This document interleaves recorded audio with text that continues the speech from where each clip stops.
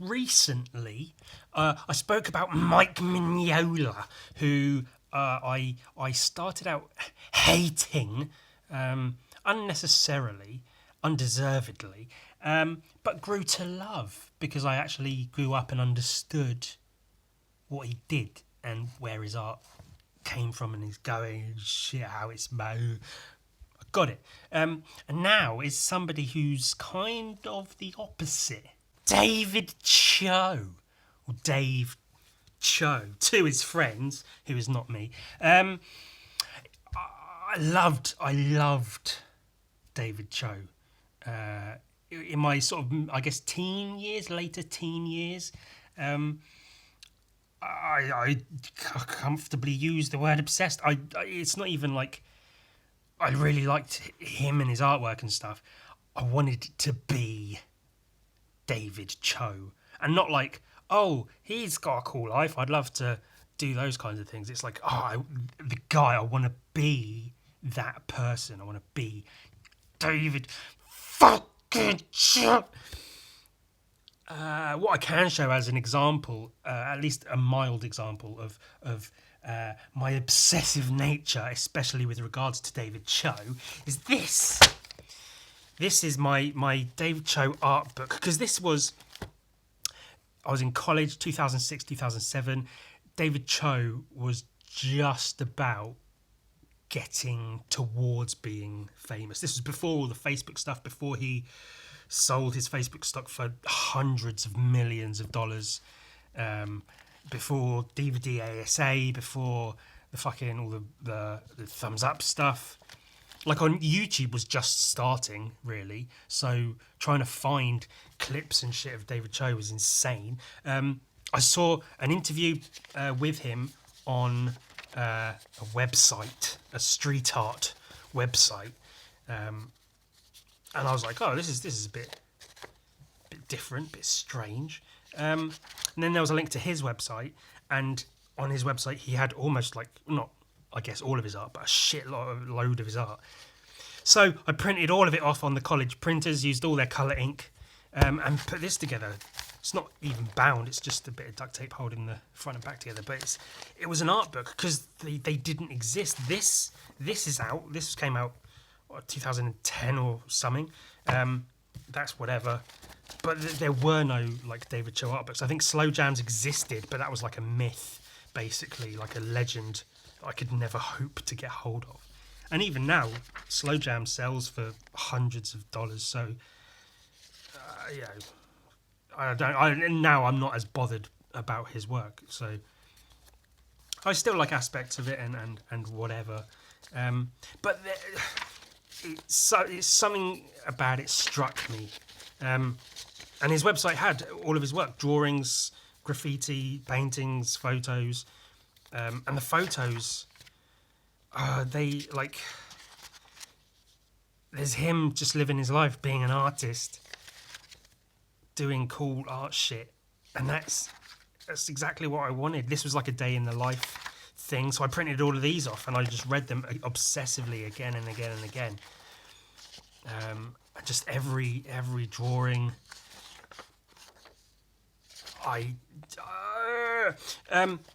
So I'm going to speak about myself a lot in this video because that's sort of my relationship, if you can call it that, with David Choe is a bit odd. This is screenshots from, the rare videos I could find of him, low quality fucking MPEGs or whatever. I get all these screenshots of like bits I liked showing him doing work and his artwork and stuff. And I actually, at one point, I printed this page off later because originally it was in the holidays of college or whatever. So I couldn't go and use their printers. I didn't have one at home. So I got all these screenshots, put them onto a thumb drive, took that to the shopping centre where they had the machines where you can plug it in and then print off literal fucking 3x4 glossy photos. So I printed all those off just to have printed matter of, these David Choe artworks that you wouldn't see in his website and stuff. This one I actually originally thought he drew it and painted it. I thought it was incredible until I realised it was actually a Jim Lee drawing that he'd given to David Choe to colour, which is a little less impressive.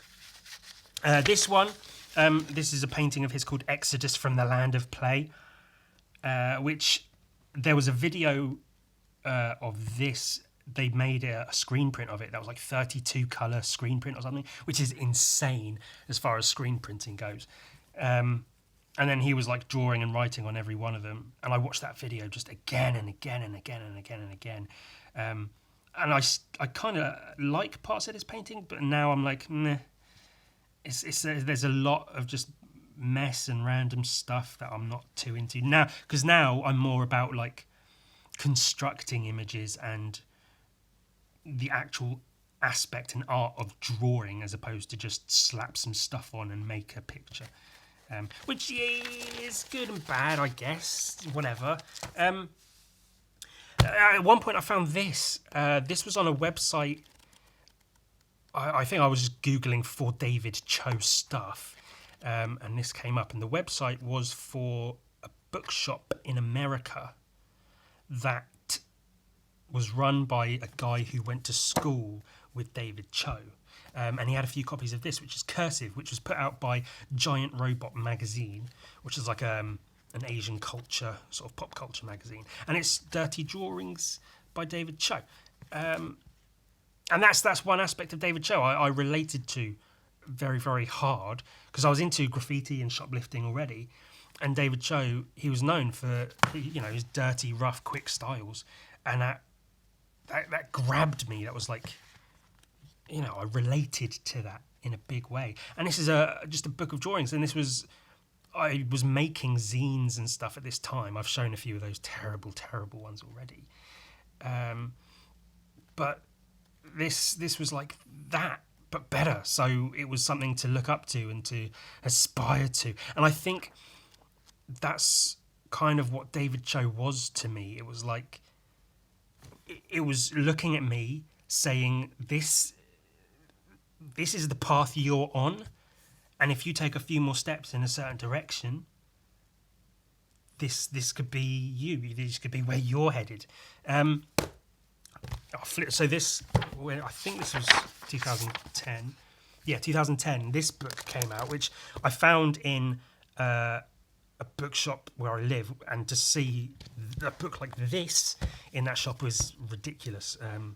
That it was even in the shop, so I stole it. Of course, David Choe, known for being a thief, he went to jail for 3 months in Japan because of that. I love the dirt and the grit and the rawness and the obvious speed at which he's painting and drawing. And I think, like, as an image, that's kind of cool. But then, at the same time, it's like, for me now, it's a little bit messy, a little bit muddy. Like I've said with my own paintings, if you make it black and white, if you desaturate it, it just becomes like mud, just one tone across the whole thing. But like I say, there's parts of it I like, parts I don't. But I love how he puts in those details. The Shepherd Fairy thing, that's a diet magic thing from part of his life. All the details in the pole and the background and stuff, and it's Batman and the Hulk. I love the Hulk. David Choe loved the Hulk. Hulk penis. But even back then, I'd see stuff like this and be like, meh. Like, these are kind of okay. This stuff's, these watercolours, whatever. Like, I was always sort of very up and down. Oh, there's that one again. Very up and down with his work. But on the whole, it wasn't necessarily about all of his drawings and paintings. These ones are pretty fantastic as they go. Again, this one gets a little bit like just random things on the page, but it makes an image, so it's whatever. And this is a bit more focused, and I think that was for like a cover of a comic or something. That's really, really cool. But yeah, it wasn't so much about all the finished artworks he created, but it's more about his approach to them, which was always, I saw it as being just fuck it, fuck everything, fuck everyone, do exactly what you want to do. Do it hard and fast and dirty. Don't fucking try to be, oh, this is how paintings are done. This is how drawings are done. This is how you exhibit your work or whatever. These are quite funny. A skull made out of vaginas and anuses. And porn, I think this was just outside, just past my phase of drawing my own Simpsons porn. So I was a young pervert. David Choe, he worked for Hustler for a little bit. He did loads of porn and stuff. I painted with my own blood. David Choe painted with his own blood. So it really was this I don't know, some magic mirror I was looking into at a potential future, and it's just everything I wanted to be. I saw this as being just like so cool as a teenager. He skateboarded, graffiti, blood, dirt, grime, porn. That's what I wanted. But with this, something like this, it's like acrylic, oil, pen, ink, spray paint, which you're never supposed to mix, traditionally. But it was never about that. It's about doing whatever you have to do to make the image you want to make. And, again, very muddy, very dirty. I think he even says it got a little muddy. Yeah, there you go. But it's not necessarily about making a perfectly crisp image. It's about just throwing everything you've got at the canvas or the wall or whatever. And he does stuff like this, which is kind of elegant in its own way. Apparently he sold the rights to this image a bunch of times, which is quite cool. That's a pretty decent picture, painting or whatever. And you can see there's watercolours, there's acrylics, there's ink and stuff in there. I love that. And I always tried to do that, to just say fuck it and use whatever kinds of paints and inks I have available.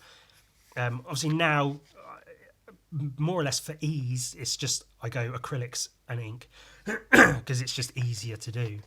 I don't have the teenage energetic spirit that I used to have. But again, I'd see pictures like this and just be like, fuck, man, tits and guns and shit.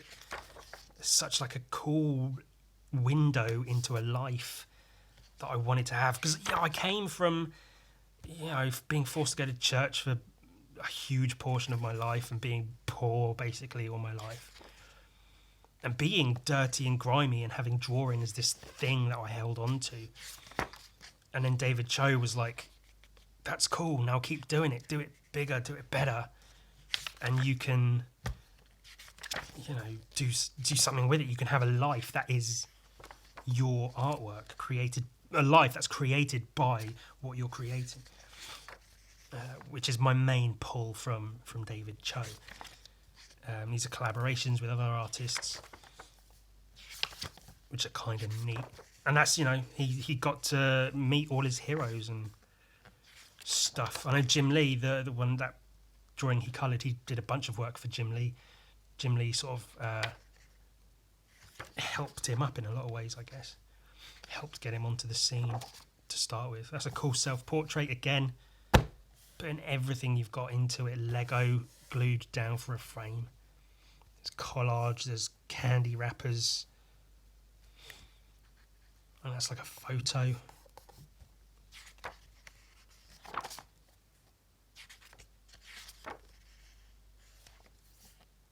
And so I held David Choe. He was mine because nobody knew who he was, especially the people I knew.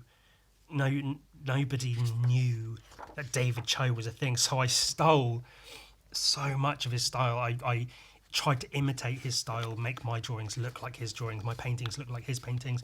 I did graffiti anyway, so like at college, I was given loads of wall space to paint, and I painted just my version of loads of David Choe pieces, and everyone thought it was amazing. Like, Ewan, you're a fucking genius. This is amazing. These paintings are insane. And I tried to go at it with the same energy I saw David Choe use in the few videos I could find, where he literally just paints. So he jumps at the wall, paints so quickly, and then with spray paint for like the skeletons of a piece, and then literally throws emulsion paint at it with a roller, paint brushes and all kinds of shit, just makes a mess and starts making shapes, then uses finer paints and more spray paints, more colours to pull images out of those shapes and really build and paint shit. I loved that. I was obsessed, and I wanted to do it. I wanted to be that. He was my Jesse James. If you know anything about the story of the assassination of Jesse James and the coward Robert Ford, I was little Robert Ford, and I wanted to be Jesse James. I even to the point where there's I'm not going to be able to find one now, am I? David Choe in his little tank top, his little wife beater, as they call him. That was like his uniform, I guess, for when he painted a lot. He'd wear these, like, I don't know, khaki trousers, and a white tank top. I'd wear that, like how Robert Ford would lie on Jesse James's bed and put his hand on his chest to, like, feel where Jesse James had been shot a couple of times, and sort of try to get not into Jesse James's head, but like try to imagine what it was like to be him. There you go. So David Choe dressed like this a lot when he was like out and painting and stuff, and so I tried to imitate that. I think I wore the tank top a couple of times, but I was too self-conscious about showing my arms and stuff, so it was like white t-shirt, just whatever jeans, trousers I had. Trying to get a feel for his life as best I could. But then now, I think this is quite cool how this is all the Facebook offices stuff, you know, where they hired him to paint their offices. They offered him a certain amount of payment, or instead of that, he could take some stocks in the company. And David Choe was always a gambler, so he took the stocks, which later became worth an insane, impossible amount of money. Not even billions, of hundreds of millions, which is still ridiculous money. Which allowed him to, I think he disappeared for a while, and he paid to do loads of stuff, go on tour with a band and all kinds of shit. But I like how he's got these, and then he's got people's comments. Purely adolescent fare, and just totally ugly. How the hell could you focus in on an office like that, or focus in an office like that? Just people's comments about how ugly as shit it all is. And to some degree, I agree. I mean, like these individual paintings are really, really nice, like spray painted faces. There's some really nice like tone and highlight and shapes in there, and I quite like the graphic sort of bold bodies and the fact that they're canvases put onto the wall. Like I quite like that. But then there's stuff like this where he's just obviously quickly spray painting stuff and not too keen on a lot of it. Yeah, I think back when I first was in love with David Choe, I looked at all of this and was like, oh my God, wow. Like, it's not the best artwork, but the fact that he's out there doing this, just what he wants to do, some of it's ugly, but like he's doing it, so whatever. And this is pretty ugly. I'll be honest with that. And so I love that he embraced that, and he shows off almost, you know, he says, oh, look how ugly everyone thinks it is, but it's whatever. But now I'm older, and art was always the thing for me. I always put art first, so image making is like the big thing for me, and always was, and learning how to make pictures and stuff. So, yeah, like Mike Mignola is a fucking god of making images. Like literally in terms of the logistics of how images are best put together or best made for maximum visual appeal, as opposed to just make images because that's what you do. So now I look at David Choe's stuff, and he has a lot of different styles, he does sketches and watercolors. I quite like the whales for what they are. Visually, like, they're kind of not that bad, but then you get like silly ones that are just like meh. Well, that was always one of my favourite paintings, I'll be honest. A penis head, a dick head, that's quite funny. So he has a lot of different styles, and he can jump from one to the other, and he can draw and paint really, really well. But obviously he doesn't always. No one always does the best work they can do. But I always felt, even a few years after getting into David Choe, thinking that it doesn't feel like I'm seeing much development. Like, he's got one thing he does, and he just does that a lot. And then he does it in a bunch of different ways with different media and whatever. But I never felt like there was much progression.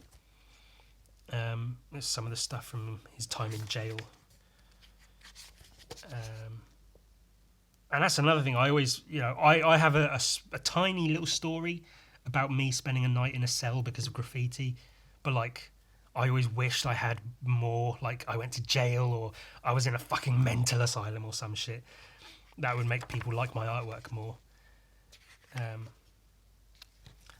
Well, that's a cool image of Jimi Hendrix, and it's pretty well painted in parts, but the colours are okay, but as a whole it's like kind of ugly to me now. But yeah, someone like Mike Mignola or Ashley Wood or something, who Ashley Wood maybe isn't fair because I've always loved everything he's done, but even that, with that, there is, you can look at Ashley Wood's art and you can see a progression where he started in a certain way and then he just got better and better and more refined as he grew up. And Mike Mignola, you can see the same thing with his comics of like Batman and the X-Men and stuff, and you can see him really refining his style, and then getting towards Hellboy, and even within Hellboy there is a growth within the artwork he did for that. Whereas with David Choe, even from like early 2000s to today, his artwork doesn't seem to have changed and developed too much. But which isn't necessarily a bad thing. I'm not saying shame on him for that. It's just, it no longer fits my personal tastes. And him as a person, I've heard some shady stories about, what he's done to or around. It's not my place to talk about it. I'm not a fucking gossip YouTuber or some shit. And this was actually one of my favourite posters I saw of the whole Obama campaign. Certainly to me, this is a lot more appealing than fucking Shepherd Fairies one, which became like the popular one. I really like that picture. Some of these others less so, but that one's really, really nice. But who gives a shit, I guess. But yeah, so I will always, always love David Choe for having been who he was. And being who he is still. He's still doing what he wants to do, and he has the freedom to do so. And I will always, always admire that. There you go. This is a load of his writing about bust your fucking ass, follow your heroes, do it yourself. Which I guess ultimately is what I did. I busted my ass as best I could, as best I could. Follow my heroes. I copied everything I could from them. And now I've grown into myself. I think that's a large part of it. Is he was important for making me do shit. I copied this shit so much. Flashing his money. I'm not really into that, but whatever. That's from his gambling. He's just showing that he gambles a lot and wins a lot. So, lots of nudity. And that's another thing, is David Choe seems to be quite successful with women, where I might not be. But then David Choe, this is something I had to learn, was David Choe is clearly a very confident person, very extroverted. He will throw himself out there into people's faces and make himself known, whereas I'm too timid and scared. I try to have confidence and I try to do shit. But these are really nice watercolours, man. They're not the best watercolors. And now I look at them going, well, you could tidy this up, you could work on this and that, but whatever. But yeah, so I had to realise I'd never be David Choe. I don't have it in me to be what he is. And my artistic sensibilities and my hopes and dreams, if I can be said to have any, what I see as being important, has changed since these days. So I left him behind. And there's, Robert Ford ended up assassinating Jesse James. And there is a scene in the book and in the film where Jesse actually says, like, I can't quite figure it out. You either want to be me, or you want to be like me, or you want to be me. And then I think just after that, he says, I can't help feel like your mind's been changed about me, where you see Robert Ford realising, Jesse isn't and never was a hero. He was just a man, just trying to, make money, get money however he could, up to the point where he assassinated him. And obviously, I never assassinated David Choe, never even got to meet or run with David Choe. I don't expect I ever will. I mean, this stuff like this is quite funny, and, we all do dumb doodles, so I can't shit on it too much. I mean, double suicide, piss, face fucking fat chicks, reverse pile driver. Like, it's quite funny. I do stuff with, nudity and porn and sex and stuff. So I can't shit on it too much. But then it's like, you see some of the stuff he can do. He can render and paint incredibly well. And you see this and it's like, yeah, okay. Okay.